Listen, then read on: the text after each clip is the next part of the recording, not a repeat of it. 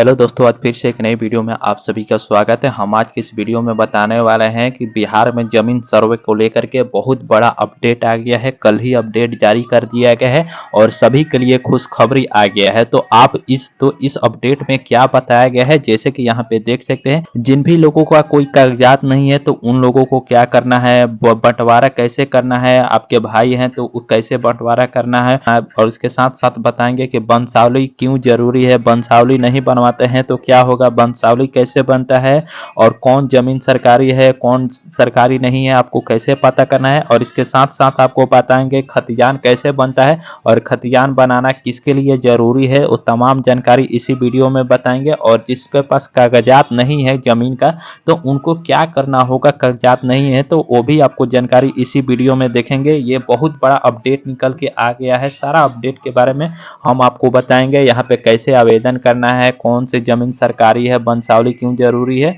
तो चलिए आपको वीडियो स्टार्ट करते हैं। उससे पहले आपको ये वीडियो थोड़ा सा भी अच्छा लगे तो वीडियो को लाइक कर दीजिएगा, और आप हमारे चैनल को सब्सक्राइब नहीं किए हैं तो आप इसे रिक्वेस्ट है कि जरूर सब्सक्राइब करिएगा, क्योंकि यहाँ पे 93% लोगों ने हमारे चैनल को सब्सक्राइब नहीं कर रखा है, सिर्फ देखते हैं लेकिन सब्सक्राइब नहीं करते हैं।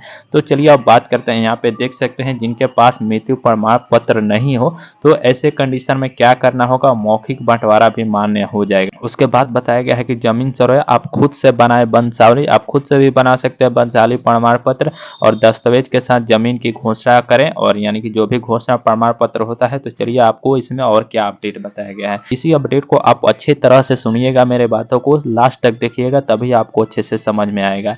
बताया गया है कि राज्य में आम लोगों की परेशानी को समझते हुए दैनिक भास्कर ने जमीन सर्वे से जुड़े कई महत्वपूर्ण पहलुओं की जानकारी जुटाई है। जमीन सर्वे के लिए किसी को भाग दौड़ करने की जरूरत नहीं है, खुद से अपनी वंशावली बनाना है, जमीन के दस्तावेज के साथ खुद घोषणा करनी है। सर्वे अधिकारी आपके गांव में जाकर दस्तावेज की जांच करेंगे, जमीन के दस्तावेज और दखल कब्जा के आधार पर नया खतियान बनाएंगे।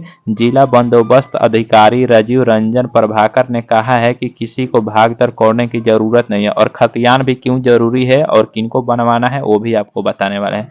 अपने जमीन के मालिकाना हक से संबंधित जो कागजात है उसको जमा करके प्रपत्र 2 में 100 घोषणा करें, प्रपत्र 3 में वंशावली को 100 घोषणा करनी है। सर्व अधिकारी जांच करेंगे, उसके बाद जांच के दौरान सही पाए जाने वाले लोगों का नया खतियान बनेगा। और उसके बाद बताया गया है कि वंशावली क्यों जरूरी है और कौन जमीन सरकारी है और आवेदन कैसे करना है। तो अभी चलिए बताते हैं कि अधिकारी बनाएंगे नया खतियान, सर्वे अधिकारी करेंगे जांच, आवेदन कैसे करना है। तो आवेदन करने के लिए आपको प्रपत्र 2 एक होता है, उसके लिए हम वीडियो बना दिए हैं, इसी वीडियो के डिस्क्रिप्शन में जा करके उस वीडियो को देख सकते हैं कि प्रपत्र 2 कैसे भरना है, सही सही वहाँ पे जानकारी देंगे। और प्रपत्र 3 भी कैसे भरना है वो भी जानकारी दे दिए हैं, अच्छे तरह से समझा दिए हैं।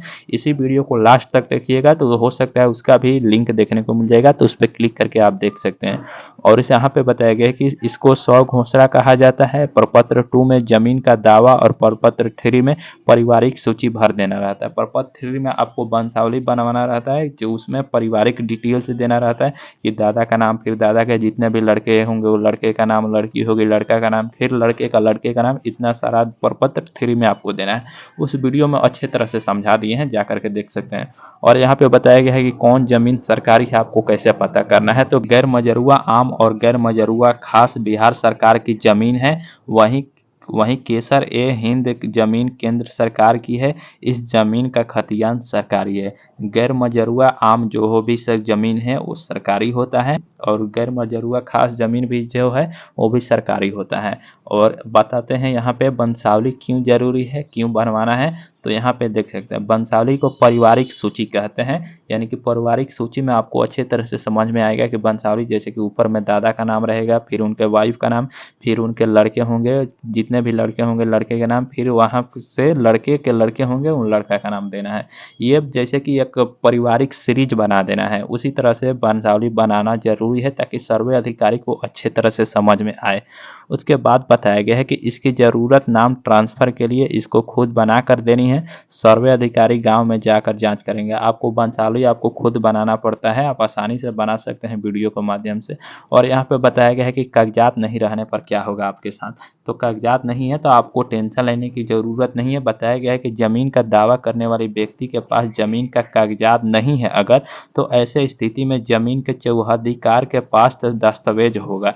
यानी कि आपका जो भी ज़मीन होगा, आस-पास जितने भी चौहद्दी में खेत होगा, उन उन किसानों के पास तो वो ज़मीन होगा, तो उन किसानों को चौहद्दी से पता लगाया जा सकता है कि आपका जो खेत है, उस खेत में किसका नाम है। जैसे कि पूरब में कोई किसान है आपके खेत के, तो उनका चौहद्दी देखा जाएगा, तो उनके तो आप पूरब में होंगे ही, तो उनका खेत का ज़मीन देखने से आपका पता चल जाएगा खेत का नाम में किसका नाम है। इसी तरह से आप चौहद्दीकार जितने भी लोग होंगे वहाँ पे पता करके आप अपना ज़मीन का नाम पता कर सकते हैं। जैसे कि इस किसान के चौहद्दी में मेरा पूरब में खेत है, तो उस किसान के पास जाएंगे और उसके पास जो भी कागजात होगा तो देख देंगे कि पूरब में मेरा खेत में किसका नाम है। तो इस तरह से आपको पता चल जाएगा कि आपके खेत किसके नाम से हैं। उसके बाद बताया गया कि सर्वे अधिकारी के द्वारा खोजा जाएगा, अधिकारी दावे का सत्यापन करेंगे, दावा सही है तो खतियान बना दिया जाएगा और आसपास के जो भी वहाँ के लोग होंगे उनसे भी पूछा जाएगा कि ये ज़मीन किसका है। जैसे कि मौखिक हो गया, मौखिक बंटवारा मान्य है या नहीं, इसके बारे में भी जानकारी देंगे। मौखिक बंटवारा हो गया कि हाँ ये इनका खेत है, हमेशा से इनका खेत रहा है, ऐसे भी बंटवारा हो जाता है। उसके बाद यहाँ बताया गया है कि मौखिक बंटवारा मान्य होगा या नहीं। जैसे कि पहले मौखिक बंटवारा हो जाता था कि ये आप रख लीजिए या ये हम रख लेते हैं, तो ये ज़मीन आप रख लीजिए, ये तो मौखिक बंटवारा हो गया, इसका कोई प्रूफ है ही नहीं। तो उस टाइम आपको बताया जाएगा कि हाँ ये पहले उनका मौखिक बंटवारा हुआ है हम दोनों के बीच में, इनका ज़मीन ये है, इनका ज़मीन ये है। मौखिक बंटवारा सिर्फ मतलब बोलने से हो गया है बंटवारा, उसी को मौखिक बंटवारा कहते हैं। तो ये मान्य होगा या नहीं आप आसानी से यहाँ पे देख सकते हैं कि बताया गया है कि पारिवारिक सहमति से मौखिक बंटवारे को लिखित रूप में मिलने पर पूरी तरह से मान्य होगा।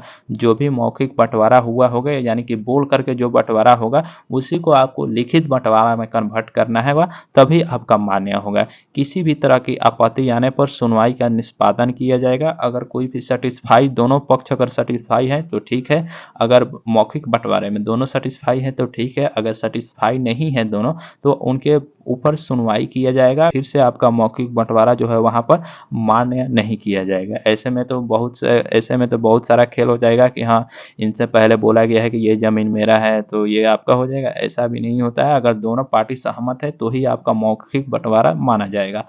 उसके बाद बताया गया कि सर्वे के दौरान जमीन का कागजात नहीं होने पर किसी तरह के गलत कागजात होने आदि प्रकार के मामले की जांच सीओ के माध्यम से होगी।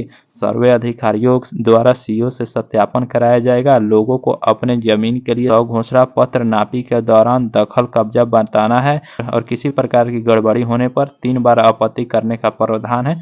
अगर आप किसी भी तरह का गड़बड़ी होता है आपके खेत में तो 3 बार आप आपत्ति यानी कि क्लेम कर सकते हैं कि ये यहाँ पे सही नहीं हो रहा है मेरे साथ। बिहार जमीन सर्वे से हम तमाम जानकारी आपको देते रहेंगे, जो भी नया अपडेट आएगा हर अपडेट के बारे में आपको देंगे। तो प्लीज़ सब्सक्राइब नहीं किए हैं तो आप इसे जरूर सब्सक्राइब करें अभी के अभी। यहाँ पे बताया गया है एक्सपर्ट की राय क्या बताया गया है कि सर्वे का मतलब जमीन के मालिकाना का हक और दखल की जानकारी करनी है। पूर्वजों के नाम से चली आ रही जमीन का खतियान वर्तमान व्यक्ति के नाम से होने पर समस्या कम होगी, जमीन का विवाद घटेगा। और इसके चौधरी ने यहाँ पे बताया गया जैसे कि पहले का जमीन जो है बहुत पुराने पूर्वजों के नाम से होता था, इसमें अभी फिलहाल दिक्कत आता है। तो इसीलिए आपका जमीन सर्वे होना बहुत ज़रूरी है, ताकि जो सर्वे हो जाएगा तो आसपास यानी कि प्रेजेंट में जो भी लोग होंगे उनके नाम से जमीन कर दिया जाएगा।